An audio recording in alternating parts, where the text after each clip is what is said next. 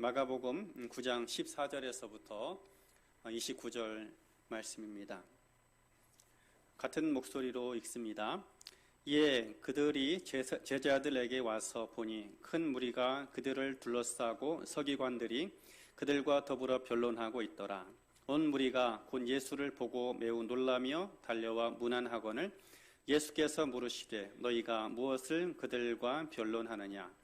무리 중에 하나가 대답하되 선생님, 말 못하게 귀신 들린 내 아들을 선생님께 데려왔나이다. 귀신이 어디서든지 그를 잡으면 거꾸러져 거품을 흘리며 이를 갈며 그리고 파리에 지는지라. 내가 선생님의 제자들에게 내쫓아 달라 하였으나 그들이 능히 하지 못하더이다. 대답하여 이르시되 믿음이 없는 세대여, 내가 얼마나 너희와 함께 있으며 얼마나 너희에게 참으리요. 그를 내게로 데려오라 하시매 이에 데리고 오니 귀신이 예수를 보고 곧 그 아이로 심히 경련을 일으키게 하는지라. 그가 땅에 엎드러져 구르며 거품을 흘리더라. 예수께서 그 아버지에게 물으시되 언제부터 이렇게 되었느냐 하시니 이르되 어릴 때부터니이다. 귀신이 그를 죽이려고 불과 물에 자주 던졌나이다. 그러나 무엇을 하실 수 있거든 우리를 불쌍히 여기사 도와주옵소서. 예수께서 이르시되 할 수 있거든이 무슨 말이냐? 믿는 자에게는 능히 하지 못할 일이 없느니라 하시니 곧 그 아이의 아버지가 소리를 질러 이르되 내가 믿나이다. 나의 믿음 없는 것을 도와주소서 하더라.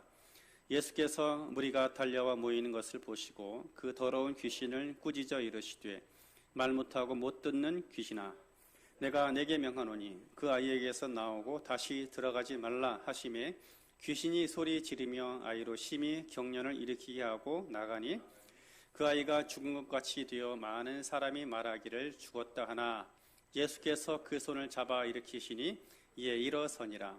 집에 들어가심에 제자들이 조용히 묻자오되 우리는 어찌하여 능히 그 귀신을 쫓아내지 못하였나이까? 이르시되 기도 외에 다른 곳으로는 이런 종류가 나갈 수 없느니라 하시니라. 아멘. 한 번 더 기도합니다. 주님 감사합니다. 이 시간 우리가 우리 주님을 예배합니다. 예배를 통해 특별히 삶을 드리며 아울러 주의 말씀을 듣기 원합니다. 깨닫는 마음을 부어 주옵소서. 말씀의 다스림과 통치를 맛보며 경험하기 원합니다. 또한 우리 영혼이 말씀 가운데 비추임을 통해 더 온전해지게 하시고 무엇보다 이 시간 예배를 통해서 주님의 뜻과 주님의 계획이 우리의 모든 삶의 전 영역 가운데 충만하게 나타나는 시간이 되게 하여 주시옵소서. 이 시간 주께 맡겨드립니다. 성령님 더 충만하며 온전하게 우리를 다스려 주시길 소망하며 살아계신 예수님 이름으로 축복하며 기도합니다. 아멘. 오늘 마가복음 9장입니다. 마가복음 9장 14절에서 29절 지금은 기도의 능력을 키울 때입니다 라는 말씀의 제목입니다.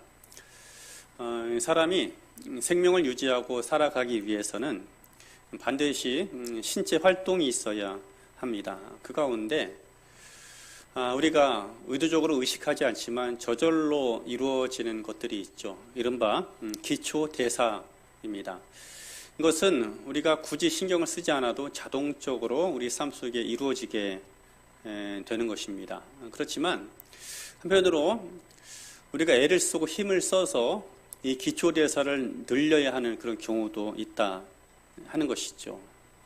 그래서 우리의 삶 속에서 특별히 아주 중요한 기초대사가 있다면 그것은 우리의 호흡일 것입니다.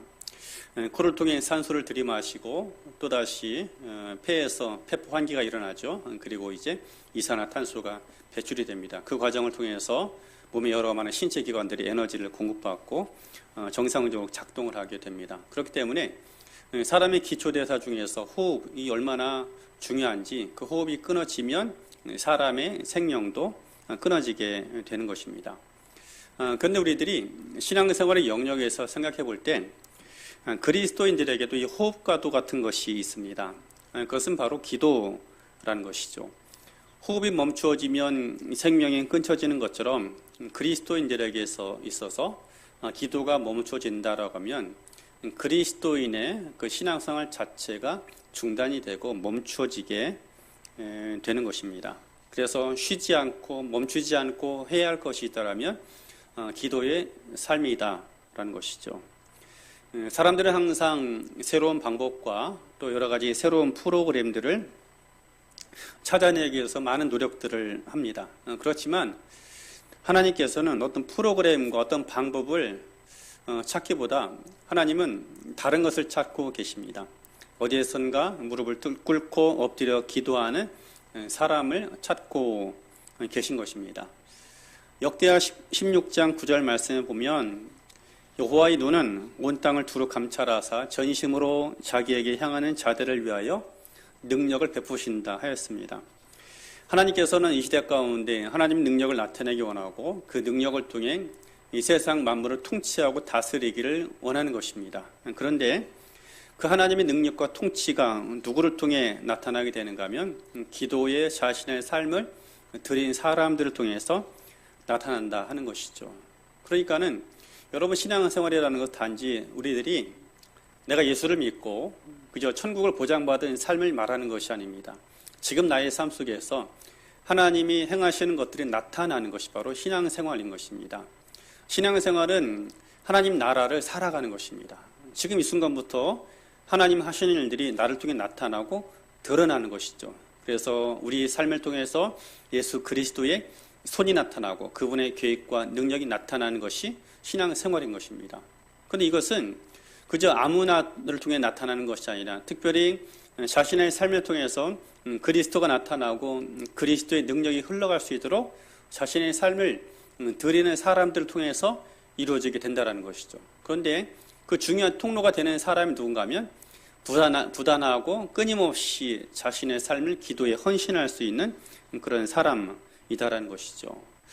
오늘 말씀에도 보면 예수께서 한 귀신에 붙들린 아이를 고쳐주시는 모습이 나옵니다. 그런데 그 아이를 고쳐주시고 나서 제자들이 이제 예수님께 묻죠. 그동안 우리가 이 아이를 고치려고 많은 노력을 했지만 잘 되지 않았습니다. 그런데 주님 어떻게 해서 그렇게 이 아이를 고치실 수 있었습니까? 그러자 예수님께서 말씀하십니다. 기도 외에는 다른 종류가 나갈 수 없다. 기도 외에는 이런 능력이 나갈 수 있는 방법이 없다라고 말씀을 하시는 것입니다. 사람이 온전해지고 새로워지는 것, 그것이 바로 하나님의 통치인 예수 그리스도의 다스림인 것이죠. 근데 그것은 어떻게 이루어지느냐? 기도함으로 자신의 삶을 드리는 사람, 하나님 앞에 서 있는 그런 사람들을 통해서 주님께서 당신의 능력을 나타내시는 것입니다. 하나님이 지금도 그분의 능력을 나타내기 원하고 이 시대를 하나님 뜻대로 다스리고 계시고 더 온전히 통치하기를 원하시는 것입니다. 그런데 과연 누구를 통해서 그 하나님 능력과 하나님의 통치가 이 땅에 이루어지게 되겠습니까? 기도의 사람인 것입니다. 그래서 기도에는 바로 그 하나님의 권능, 하나님의 능력이 있는 것입니다. 바라기는 모두가 다 힘들고 어려운 시절을 지나고 있지만 이 시기 속에서 특별히 기도의 능력을 잘 키워감을 통해 앞으로 다가오는 시대 가운데 하나님의 능력을 나타내고 흘려보낼 수 있는 우리가 되기를 주의 이름으로 축복합니다. 그러면 우리가 본문을 통해 살펴볼 때 기도를 통해 하나님께서 과연 어떤 일을 이루시고 또 기도에는 어떤 권능이 있는가 본문을 통해 몇 가지를 살펴보기 원합니다. 첫 번째로 기도가 가진 힘이 있다면 사람들을 종노릇함에서 해방시켜 주는 것입니다. 기도가 가진 많은 권능이 있는데 그 중에 하나가 사람을 종살이에서 해방한다 하는 것이죠. 사람이 누군가의 종노릇 한다라고 하면은 그 자체로 기분이 나쁘고 불쾌합니다. 그런데 여러분 우리가 잘 알지 못하고 있어서 그렇지 세상 모든 사람들은 반드시 누군가의 종노릇을 하고 있다라는 것을 기억해야 합니다. 그런데 그 종살이를 한다 할지라도 누구의 종살이를 하느냐가 매우 중요한 것이에요. 그래서 마땅히 모셔야 할 주인을 모시는 것이 중요한 것입니다. 바울이 자신에 대해서 소개하거나 아니면 여러 교회에 서신을 보낸 적이 있죠. 그런데 그때에 바울이 이런 말을 항상 관용어구로 포함해서 말을 합니다. 하나님의 뜻으로 그리스도 예수의 사도된 바울, 또 하나님 뜻으로 예수 그리스도의 종이 된 바울이라고 자신을 소개를 하는 것이죠. 사도임과 동시에 더불어 자신은 예수 그리스도의 종이라는 것입니다. 이 말은 둘로스라는 말로서 아무개의 노예라는 그 뜻을 가지고 있는 것이죠. 그런데 우리가 아무개의 노예다, 종이다라고 생각하면 매우 불쾌하게 여기는 그런 이유가 있습니다. 우리가 상상하고 우리가 생각하는 노예의 모습이 있기 때문이에요. 여러분, 우리들이 생각하는 노예하면 어떤 이미지가 떠오릅니까? 먹을 것도 제대로 못 먹고 하루 종일 등가죽이 벗겨지도록 채찍에 맞으면서 혹사당하는 노예의 모습을 상상을 합니다. 그래서 예수 그리스도의 종, 예수 그리스도의 노예라고 하면은 바로 그런 이미지를 상상을 하는 것이죠. 그래서 그 표현에 대해서 매우 달갑지 않게 여깁니다. 그리고 매우 천한 것으로 생각을 하게 되죠. 그런데 바울이 표현하는 바 예수 그리스도의 종이라는 이미지는 바로 그런 이미지만을 이야기하고 있지 않다라는 것이에요. 이것은 주인으로부터 어떤 중요한 사명을 위탁받은 자, 청지기를 이야기를 하는 것입니다. 예수님께서는 하나님 나라를 이루기 이 땅 가운데 오신 것입니다. 그리고 그 나라를 이루어 가시고 계시고 앞으로도 하나님 나라를 완성하실 것입니다. 그런데 바로 그 사명을 누구에게 주었는가 하면 바울과 같은 사람들, 또 바울이 전했던 예수 그리스도의 복음, 하나님 나라의 복음을 들은 모든 사람들을 통해서 그 하나님 나라를 이루어 가는 것이죠. 그런데 그 하나님 나라를 이루어 가고 하나님 나라가 드러나도록 하는 기관이 무엇인가 바로 교회라는 것입니다. 그 교회를 돌보고 때때로 가르치고 양육하는 사명을 맡은 자, 이것이 바로 예수 그리스도의 종이라는 의미인 것입니다. 이거 대단히 영광스러운 그 직책인 것입니다. 일전에 한번 설명을 드린 적이 있지만 옛적 로마 시절, 특별히 바울이 살아가던 시대에도 굉장히 많은 그런 종들이 있었습니다. 그런데 그 종들도 여러 수준의 종이 있었습니다. 그러니까 누구의 종이 되었느냐에 따라서 역할이 다르고 하는 일들이 달랐다라는 것입니다. 그런데 정말 대단히 영광스러운 그런 종들이 있었습니다. 바로 황제의 종이 되거나 아니면 높은 고위관직, 말하자면 그 당시 어떤 집정관이나 어떤 원로원들의 집에서 종살이하는 그런 사람들을 이야기하는 것이죠. 그 가운데서 특별히 그 황제의 집이나 아니면 높은 고위관직들의 사업과 또 그의 산업들을 돌보는 직책을 가진 그런 종들이 있었습니다. 왜 그런가 하면 과거 로마 시대에는 고위관직자들, 황제들도 마찬가지지만 자신들의 어떤 큰 기업을 가지고 있었습니다. 로마 시대도 마찬가지지만요. 열왕기에 보면 아합이라는 자가 나봇이라는 사람의 포도원을 갖기를 그렇게 소망하잖아요. 그러니까는 그 당시 왕들도 자기 어떤 소유와 기업들을 가지고 있었다라는 것이죠. 그래서 국가의 어려움을 당하거나 아니면 어떤 양식을 풀어서 구제할 일이 있게 되면 가끔씩 자신의 사제를 털어서 백성들을 돌아보는 일들이 종종 있었던 것입니다. 그렇기 때문에 국가의 부족함을 채우기 위해서 기왕이면 많은 자산을 가진 자본가들을 높은 고위관직에 추대하고 그들이 어느 한 지역을 맡아 다스리는 경우들이 매우 많았다라는 것이죠. 그런데 그 황제나 아니면 고위관직자들이 가지고 있는 산업이나 그 터전에서 일하는 사람 누군가 하면은 다 자유인들입니다. 주인으로부터 품삯을 받고 그 포도원을 일구든 어쨌든 그 산업을 돌보는 것이고 그 안에서 일을 하는 것이죠. 그런데 그 자유인들을 고용하고 품삯을 주고 일을 시키고 관리하는 사람이 누구냐? 바로 황제나 아니면 고위관직자들에 속한 그 종들이 바로 그 일을 하는 거예요. 그들은 비록 노예의 신분이었지만 자유인들을 어떻게 해요? 관리하고 다스리기도 하고 품삯을 나눠주기도 하고 모든 일들을 맡아 감당한 그런 사람이 된 것입니다. 그것이 바로 바울이 이야기하는 둘로스, 종의 개념이다라는 것이죠. 여러분, 이것은 대단히 영광스러운 그 직책인 것입니다. 본인은 가진 것은 아무것도 없어 보이지만 그러나 많은 사람들이 그 말에 복종하기도 하고 따르기도 하고 그 지시를 따라서 여러 가지 많은 일들을 하는 그런 대단히 존귀한 직책을 가지고 일을 감당하는 그런 사람인 것입니다. 이것이 바로 여러분 종이 되어 살아가는 인생인 것입니다. 우리가 누군가의 종이 되어 살아간다라고 이야기할 때 우리의 모든 것들, 노동력과 우리 가진 모든 것을 착취당하는 그런 삶을 말하는 것이 아니라 내 것은 없지만 주인의 것을 맡아가지고 다스리고 통치하고 지배하는 이것이 바로 종의 신분이다라는 것이죠. 아담의 에덴 동산에서 살았던 삶이 바로 이것을 말하고 있습니다. 아담과 하와는 동산에서 제일 늦게 지음을 받았습니다. 그리고 에덴 동산의 주인도 아닌 것이죠. 그렇지만 그 에덴 동산을 경작할 권리가 아담과 하와에게 주어진 것입니다. 그리고 하나님께서 만드신 여러 많은 피조물들에게 이름을 지어준 이도 바로 아담인 것이고, 또 그들을 맡아 관리하고 통치하고 다스리는 것이 바로 아담이었던 것이죠. 하나님께서 만드신 피조 세계를 다스리고 지배하는 권세를 아담에게 하나님께서 맡겨 주신 것입니다.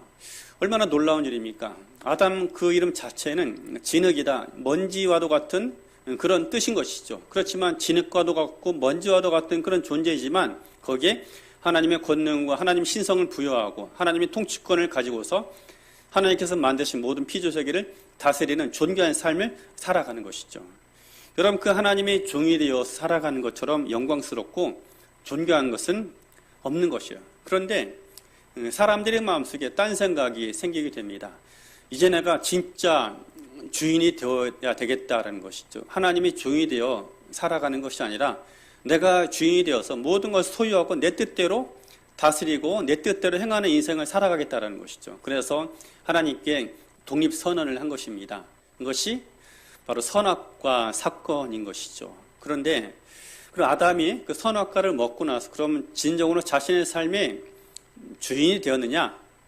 그렇지 않았다라는 것. 자신의 의도와 계획과는 다르게 누구의 종이 되었는가? 바로 마귀의 종이 되었던 것입니다.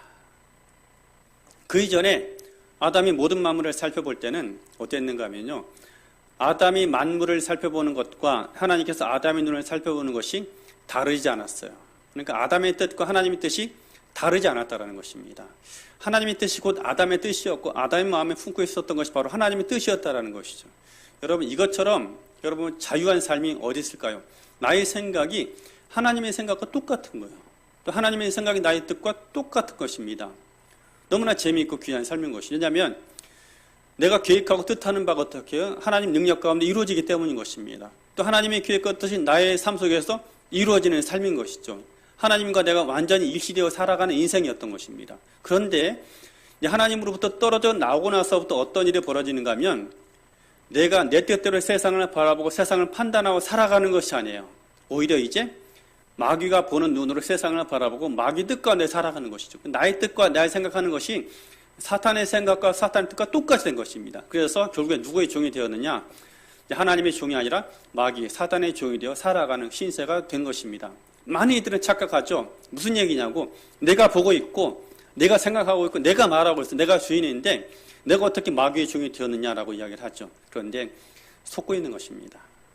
내가 보는 것이 아니라 사탄이 나의 눈을 통해 바라보는 것이고 내가 판단하는 것이 아니라 사탄이 나의 마음속에서 그 생각, 그 뜻을 넣어주어서 사탄의 뜻과 내 생각이 일치되는 삶을 살아가고 있는 것이죠. 그것이 하나가 되어 있다 보니까 마귀와 나를 구분할 수 없는 그런 상황이 되어버린 것입니다.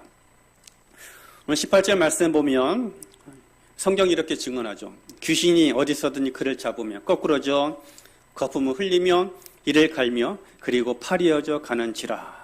그 아이의 모습을 이야기하고 있는 것이죠. 그를 붙잡고 있는 것이죠. 그런데 예수님께서 그 아이를 치유하기 위해서 아이를 데려오라 하죠.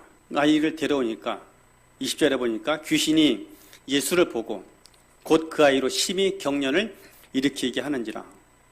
여러분, 아이를 예수님 앞으로 데려왔습니다. 그러면 원래 정확한 표현은 아이가 예수를 보고 하는 것이 정상이죠. 그런데 성경이 무엇이라고 얘기해요? 귀신이 예수를 보고.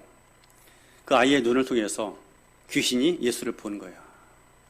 아이의 상태가 어떤 것을 말씀하고 있는 것입니다. 내 눈으로 바라보는 것 같아 보이지만 내가 보는 것이 아니라 내 눈을 통해서 마귀가 세상을 바라보는 상태를 이야기하는 것입니다. 내가 내 혀를 가졌기 때문에 내 뜻대로 내 의지대로 말하는 것 같아 보이지만 마귀가 나의 혀를 사용하는 것이죠. 그것이 바로 귀신 들린 아이의 삶, 이 시대가 하나님을 떠난 사람들의 모습을 보여주고 있는 것입니다.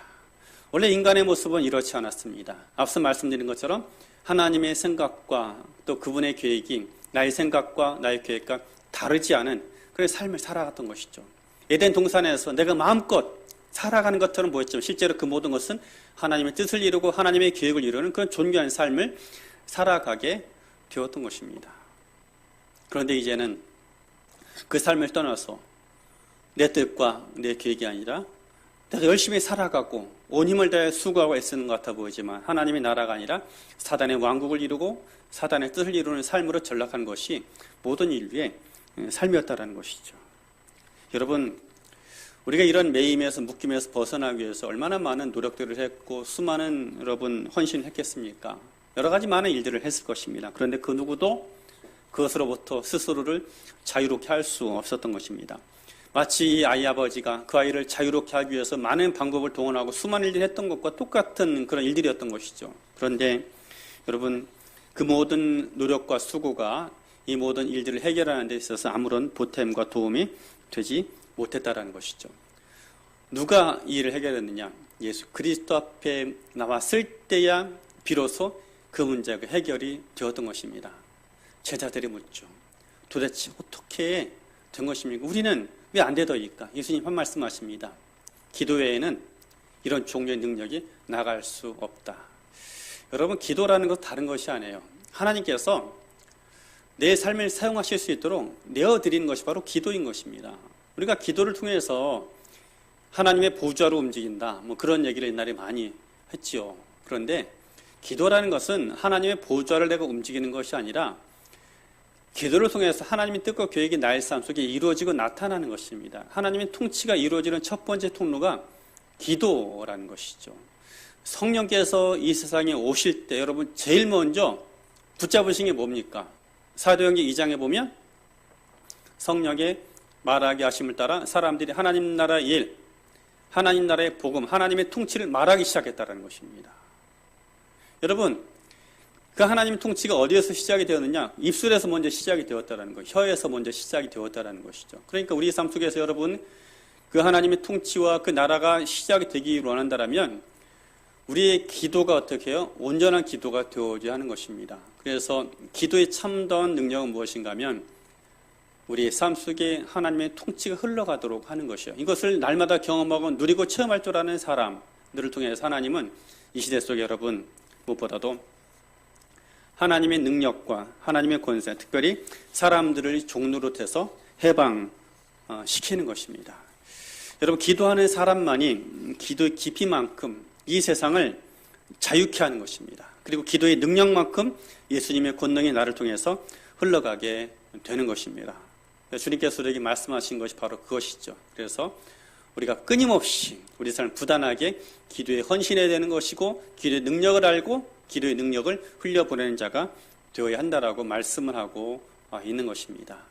바라기는 우리의 모든 선곳에서 우리 시간과 우리 삶을 구별해서 우리 주님 앞에서 끊임없이 부단하게 기도로 나아갈 수 있는 우리가 되기를 주의 이름으로 축원합니다.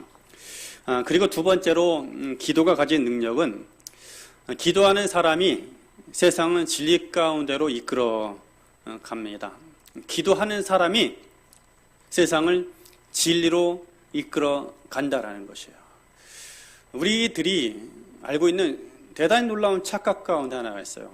신앙생활을 지식과 정보의 전달로만 생각하고 있다는 거예요. 제가 예전에 목회를 처음 시작할 때 여러 많은 목회자분들한테 그런 얘기 들었어요. 말씀에 있어서 중요한 것은 내용이다. 내용만 좋으면 다 괜찮다고. 그래서 내용이 좋아야 된다라고. 메시지의 내용을 충실하게 채우라라고 그런 권면을 많이 들었습니다. 그래서 저는 그 메시지 내용을 채우기 위해서 나름대로 최선의 노력을 많이 했습니다. 그런데 제가 오랜 시간 동안 그렇게 메시지 내용을 알차게 채우기 많은 노력을 했는데 그 세월이 지나면서 가만히 살펴보니까 신기한 것을 발견하게 되었어요. 내가 변하지 않는 거예요. 여러분, 내가 변하지 않는데 그 아무리 좋은 내용을 말하는데 사람이 변할까요? 자신의 삶도 변화시키지 못하는 메시지가 어떻게 사람을 변화시키고 세상을 다르게 이끌어갈 수 있을까요? 불가능한 이야기인 것이죠. 어디에서 문제가 있는 것일까요? 메시지를 채우는 만큼 어떻게 해요? 주님 앞에 기도함으로 내 삶을 하나님 앞에 드리지 않았던 것입니다. 기독교는 지식과 정보의 전달이 아닙니다. 그 메시지 안에 하나님의 권능이 있는 것입니다. 하나님 능력이 있는 것이, 하나님 나라는 말에 있지 않고 능력이 있다라고 주께서 말씀하지 않았습니까? 여러분, 기독교는 지식과 정보의 전달이 아닙니다. 오늘날 유튜브만 틀어도 얼마나 대단한 설교, 얼마나 대단한 메시지가 가득한 세상입니까? 그런데 수많은 그 메시지와 말씀이 있지만 그 말씀이 정말 사람들을 구원하고 살리는 말씀은 얼마나 될까요? 지식의 양은 방대해지고 아름답고 젠틀하고 나이스한 말씀은 너무나 많지만 그 말씀 우리 영혼을 살리고 우리 삶을 새롭게 변화시키던가요? 메시지 화려함과 내용과는 여러분 그 능력은 다를 수 있는 것입니다. 예수님께서 오늘 본문의 말씀을 통해서 우리 가르치신 것이 바로 그것이죠. 오늘 본문 말씀 바로 전에 어떤 일이 있었는가 하면 예수님의 변화산 사건이 있었습니다. 그런데 예수님과 베드로, 야고보, 요한 이제 3명이 또한 4명이 변화산에 올라가서 있었습니다. 그것은 모세와 엘리야의 만남이기도 했지만 하나님과의 만남, 하나님과의 교제의 시간, 말하자면 기도의 시간이었던 것입니다. 그런데 그 시간 그때 그 변화산 밑에 어떤 일이 있었는가 하면 서기관들과 제자들 사이에 다툼이 일어나는 거예요. 내 아이가 귀신이 들려서 이 아이를 이제 고쳤으면 좋겠는데 해서 이 아이를 데려온 것입니다. 누구에게 데려왔는가 하면 서기관과 제자들이 있는 곳에 데려온 것입니다. 여러분, 서기관하고 제자들 사이에 공통점이 있습니다. 둘 다 말씀을 잘 배운 사람들이다라는 것이죠. 여기 서기관은 누군가 하면은 하나님 말씀 필사하는 사람들이에요. 지금이야 인쇄소에서 하나님 말씀을 찍어내지만 과거에는 그렇지 않죠. 양피지나 아니면 파피루스에 하나님 말씀을 옮겨 적는 사람들이 있었습니다. 그런데 이 사람들은 단지 하나님 말씀을 있는 그대로 가, 갸, 거겨, 고교, 구교, 우이 옮겨 적는 사람이 아니에요. 하나님 말씀을 해석하고 말씀에 주석을 달고 그 시대의 새로운 언어로 번역하는 역할을 가진 사람들인 것입니다. 말하자면 신학자들인 것이죠. 하나님 말씀을 해석하는 권세를 가지고 있는 사람들인 거예요. 그들은 모두가 다 모세의 제자들입니다. 모세를 통해 주어진 율법의 말씀들을 연구하고 전하는 사람, 가르치는 사람들인 것이죠. 예수님의 제자들도 마찬가지인 것입니다. 예수님의 제자들도 그동안 예수님으로부터 하나님 말씀을 듣고 배웠던 사람들인 것이에요. 각자 스승은 다르지만 어쨌든 하나님 말씀을 가르치고 맡은 사람들이다라는 것입니다. 그런데 그들이 귀신 들린 아이를 고치지 못하고 치유하지 못하는 것입니다. 왜 그럴까요? 그들의 공통점은 하나님 말씀을 가지고 있는 사람들이었지만 그들의 또 다른 공통점은 기도가 없었던 것이에요. 이것이 문제였던 것입니다. 아이의 삶을 한번 살펴보십시오. 오늘 아이의 모습을 보면 예수님께서 아이의 증상에 대해서 묻죠. 귀신이 이 아이를 사로잡으면 어느 때든지 간에 이 아이가 거품을 물고 쓰러지기도 하고 또 아니면 이 아이를 불에도 던지고 물에도 던지나이다. 불에도 뛰어들어갔다 물에도 뛰어들어갔다 하는 그런 인생을 살아온 것입니다. 그러니까 실제로 불에 뛰어들어가서 온몸에 화상도 많이 입었을 것이고 물에 들어가서 물에 빠져 죽을 위기도 많이 겪게 되었을 것입니다.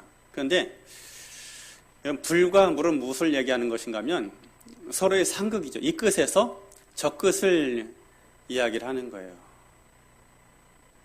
불하고 물은 가장 뜨거운 것에서 가장 차가운 것이죠. 그 사이에는 모든 것을 이야기하는 것입니다. 창세기 3장에 보면 선악을 알게 하는 나무가 이름이 나오잖아요. 그것은 선악을 알게 한다는 건 지극히 선한 지식에서부터 가장 악한 지식까지 모든 지식들을 다 얘기하는 것입니다. 그래서 모든 것들을 내가 판단하는 자로 살아가겠다라는 것이죠. 그 전까지만 해도 하나님 판단, 하나님의 관점에서 바라보는 인생에는 이제는 내가 판단하겠다라는 것이죠. 무엇이 선하고 무엇이 악한 것인지 내가 주인이 되겠다라는 것이죠. 물과 불에 뛰어들어간다는 말도 바로 그런 의미예요. 말하자면 가장 뜨거운 곳에서 가장 차가운 곳. 말하자면 이 세상 불에도 뛰어들고 물에도 뛰어들고 그 어떤 것이든지 마음대로 다양한 그런 삶을 이야기하는 것입니다. 이 끝에서 저 끝까지 그 사이에는 모든 것을 다 행하고 살아가는 인생인 것이죠. 이 사람이 무엇을 위해서 이 끝에서 저 끝까지 이 일을 했다 저 일을 했다 세상의 모든 것을 다 하는 인생을 살아갈까요? 자신의 유익을 위해서 자신이 원하는 목적을 위해서 물이 됐든 불이 됐든 가리지 않는 그런 삶을 살아가는 것입니다. 여러분, 인간이 인간다운 이유가 있죠. 인간은 무엇이 있는가 하면요, 품위를 가지고 있는 존재예요. 품위. 품위가 뭐냐면 사람으로서 참다운 가치, 사람답게 그 일을 행하는 방식이 바로 품위인 것입니다. 우리가 여러분 밥을 먹잖아요. 밥을 먹을 때 어떻게 먹습니까? 밥을 먹는 방식이 있지 않습니까? 우리가 아무리 배가 고프다라고 해서 어떤 짐승처럼 막 그렇게 먹지 않아요. 밥을 먹고 섭취하는 어떤 일정의 양식이 있잖아요. 인간답게 양식을 섭취하는 방법이 있는 것입니다. 어떤 일을 하더라도 사람답게 그 일을 이루어가는 방식을 안다라는, 원리를 안다라는 것이 인간의 품위인 거예요. 그래서 아무리 상황이 다급하다 할지라도 걸어갈 길이 있고 해내야 될 방식이 있다. 이것을 아는 것이 인간다움인 것입니다. 그리고 우리에게는 추구해야 될 진리가 있고 가지고 있는 가치와 신념이 있다는 것. 무엇이 참다운 삶이고 무엇이 참다운 인생의 가치냐를 알고 있다는 것이죠. 이것이 바로 인간과 짐승의 가장 구별된 차이점인 거예요. 인간의 DNA와 짐승의 DNA가 99% 같다라고 해서 인간은 짐승이 같은 게 아니에요. DNA가 같다라고 해서 100% 일치한다라고 해서 인간이 짐승이 되고 짐승이 인간이 되는 것이 아닙니다. 사람다운 가치, 사람이 가져야 될 참다운 신념을 가지고 있는 이것이 바로 인간이다라는 것이죠. 그런데 모든 것을 구별이 없이 살아가는 것, 이것이 바로 짐승인 것이죠. 그래서 사람은 무엇이 불이고 무엇이 무리인지 분명하게 참다운 가치와 신념과 가치 체계를 가지고 있는 것 바로 인간의 삶이다라는. 그런데 내가 원하는 것을 얻기 위해, 나의 유익을 얻기 위해서 못할 시시 없이 살아가는 것이 물불 가리지 않는 그런 삶인 것입니다. 여러분 오늘날 이 시대를 바라보는 이 시대의 중요한 가치가 무엇일까요? 이익이죠. 나의 이익을 얻기 위해서 못할 것이 없어요. 하지 못할 것이 없는 것이 바로 오늘날 사람들이 살아가는 삶의 방식인 것입니다. 최고의 선이 무엇이냐? 최고의 가치가 무엇이에요? 이익입니다. 사람의 이익. 사람이 이익을 얻기 위해서 사람이 행하지 못할 일이 없는 것이 바로 이 시대의 모습인 것입니다. 물과 불을 가리지 않는 것. 진리가 사라진 세상. 절대 가치가 사라진 그런 세상인 것이죠. 나만 즐거우면 된다는 것이. 인간의 즐거움을 얻기 위해서는 행하지 못할 것이 없는 그런 세상인 것이죠. 절대 진리와 절대적인 가치가 사라지는 세상. 이 아이가 살아왔던 인생인 것입니다. 여러분 이 시대 가운데 정말 필요한 것은 진리가 필요한 것입니다.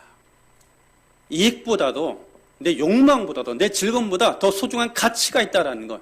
진정한 사람다운 삶의 모습이 있다는, 진정한 인간의 모습이 필요 있다는 것이죠. 이것을 보여주는 것입니다. 이게 바로 진리에 이끌리는 삶, 진리를 보여주는 인생인 것이죠.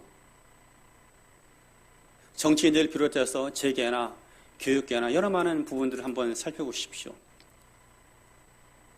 저 사람들이 나에게 어떤 이익을 가져다 줄 것이냐, 이것보다 저 사람이 추구하는 진정 핵심 가치가 무엇인지를 볼 수 있어야 되는 거예요. 기업도 마찬가지죠. 기업의 최고 가치는 이익이죠. 그런데 왜 그 이익을 얻어야 될까요? 이뤄야만 하는 기업의 가치가 있기 위해서, 그 가치를 이루기 위해서 이익을 추구하는 것입니다. 학생들이 왜 그런 공부를 할까요? 당신의 책 페이지가 넘어가는 순간 당신이 살아갈 배우자의 얼굴이 바뀝니다.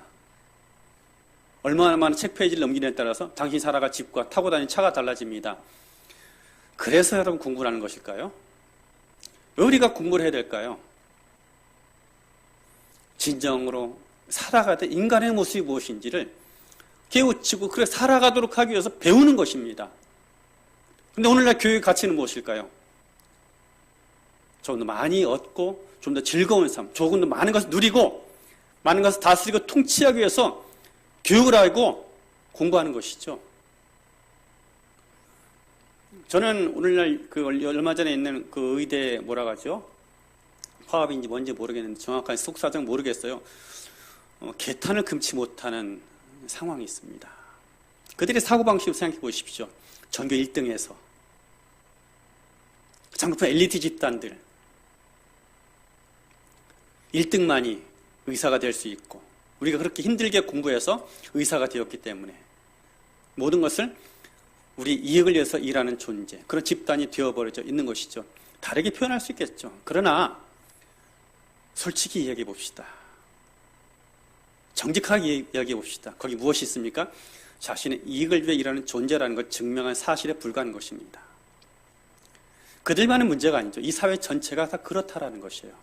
하나님을 떠나는 삶, 더 이상 진리에 충성하지 않고 진리를 추구하지 않는 세상이 바로 그런 세상인 것이죠. 이익을 얻기 위해, 내가 얻고자 하는 즐거움, 쾌락을 얻기 위해 내 삶의 유익을 위해 못할 것이 없는 세상, 사람이 만들어놓은 세상, 사람이 추구하는 이런 이 시대라는 것이죠. 여러분, 이 시대에 더 많은 정보와 더 많은 자본과 더 많은 풍요함이 필요한 것이 아닙니다. 진리가 필요한 것입니다. 진정한 인간다움이 무엇이고 인간의 품격, 인간의 품위가 무엇인지를 보여주고 나타내야 하는 것입니다. 정말 안타까운 것은 이런 일들이 어디에서 시작되는가 하면 오늘날 교회에서 시작되지 않는다라는 거예요. 오늘날 인문학이 발달하고 있죠. 인문학으로 돌아가고 있잖아요. 인문학이 뭔지 아세요?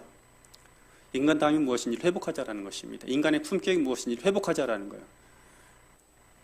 교회에서 여러분 참다운 인문학이 나타나야 하는 것입니다. 근데 교회에서 더 이상 인간다움에 대해서 말하지 않아요. 진정한 삶의 가치에 대해서 말하지 않습니다. 그러니까 세상이 이제는 참다운 인간다움의 가치를 이야기하는 것이죠.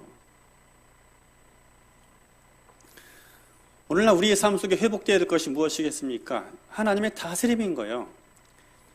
하나님의 뜻이 내 뜻과 일치할 때 우리가 진정한 인간다움이 나타나고 진정한 삶의 모습이 드러나게 되는 것입니다. 그런데 하나님을 떠나서 우리가 내 개인의 욕망과 내 이익에 충성스럽게 살아가다 보니까 결국에는 내가 내 삶을 살아가는 것이 아니라 사탄이 내 눈을 통해서 세상을 바라보고 사탄의 나의 삶을 사용하고 그것이 사단의 관계인 것을 알지 못하고 내 뜻과 계획인 것처럼 속아 살아가는 그런 삶으로 변질되고 타락되었던 것입니다. 이 시대에 여러분, 누가 자신의 삶을 진리에 내어 맡길 수 있을까요? 누가 이 시대를 진리로 이끌어 갈 수 있을까요? 지식과 정보가 아닙니다. 하나님 나라의 능력을 맛보고 체험한 사람들인 것입니다.